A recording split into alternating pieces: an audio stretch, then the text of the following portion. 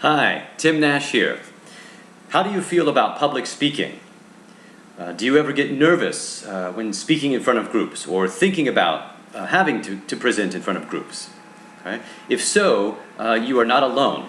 According to recent statistics, up to 75% of all people experience some kind of anxiety when it comes to public speaking. Okay? So today I'd like to share with you three things that can help minimize your nerves and maximize the positive communication impact you make on others. Okay? I call it the triple S. So the first S stands for strategy. Strategy. So if you're a sharpshooter and you want to hit your target, you have to aim at the target first. Okay? It's no different for presenting. Okay? Presenting without a clear strategy would be like shooting at a target without aiming first. Okay? So a few questions to ask yourself when preparing your talk. First, who is my audience? Okay? What are their needs? What are their interests and expectations? You know, what are they expecting to do or to hear or to learn? Right? Secondly, how can I make it a two-way dialogue? Not just a one-way monologue. Okay, it needs to be interactive. So, what's the best way to connect with them from the very start, right? Perhaps a relevant story or a fun activity or game, or even a thought-provoking question. So imagine you were speaking to a group of environmentally active professionals. A question could be, imagine if every family in China had 2 cars by 2035. What would that mean to the environment? Okay, and the last question, what's the best way to deliver my message? Through the PowerPoint, or perhaps just a flip chart, or even just a simple handout? And how can I mix up the media to keep my listeners' interest? A combination of flip chart and PowerPoint, perhaps. Okay. The second S stands for structure. Structure. Again, imagine you're a tour guide leading people through the jungle. They must be able to hear and to see you. That is, if you want them to stay with you for the tour. Okay.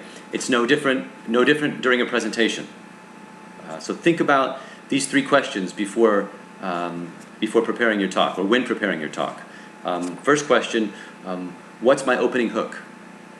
How will I win their attention right at the start? Okay. Remember the climate change questions to the group of environmentally conscious professionals, about China. If you don't win their attention, they will drift away. Okay, one by one. Second question. Does my story have does my presentation have a clear beginning and middle and end? If not, it should. People like the classic structure. Think of the Hollywood movie. So many of them, in fact, have the structure, and the beginning, or let's say the end, is often the same place as the beginning. Think of The King's Speech, the film that won the Oscar.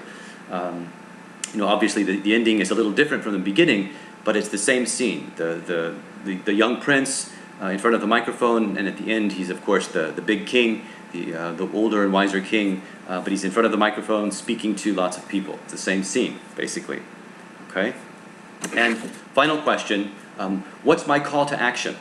So you've won and you've kept their attention for, let's say, 20 minutes. So what do you want them to do now? Okay? So let's say, coming back to the climate change example, a call to action might be, if you want to help reduce and manage climate change, reduce your meat consumption to 1 or maximum 2 times per week. Okay? And the third and final S stands for simplicity. Simplicity. So just as important as clear structure, it needs to be easy to follow and digest. So simple, basically. So a few questions to ask yourself. How easy are my slides to navigate? Okay. How many bullet points or how many ideas are on each slide? Like if there are more than 3, there's too much going on, usually. Okay. Second question, am I using color? Okay. If not, you should be. Again, it has to do with the eyes, and you know, a few colors is nice for the eyes. Aim for 3. And pictures and graphics. You know, pictures beat words every time. So think power picture, not PowerPoint. Okay. And the last question, is my core message clear? That is the one key idea you want the audience to take away. And I'm sure you have more than just one idea, but what's that main idea? Again, the spirit of simplicity. What's that main idea you want them to take away with them? Okay? So again, the climate change example, a core message could be, climate change can't be stopped, but it can be smartly managed. Okay? And repeat the core message as often as possible. Okay? And that brings me to my last few points, and that has to do with brain science. Okay? So keeping in mind the triple S, the 3 S's, consider these 3 facts about the brain and the memory. Audience attention is the highest at the beginning and at the end of a talk. Okay, so take advantage of this with a clear, compelling opening hook and a strong call to action at the beginning and then at the end. Okay. Second fact on the brain: if you want people to remember your talk, do something unexpected, okay, or say something unexpected. Don't make that same old tired PowerPoint presentation that people have seen 8,000 times. Okay. Last thing, coming back to the core message. The more you repeat something, the higher the chance that it will be remembered. Okay. So repeat your core message whenever you have the chance. So climate change can't be stopped, but it can be smartly managed. Okay.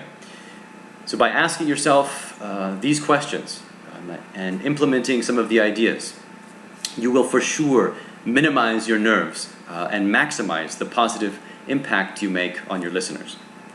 Okay? Thank you for listening. Take care. Bye-bye.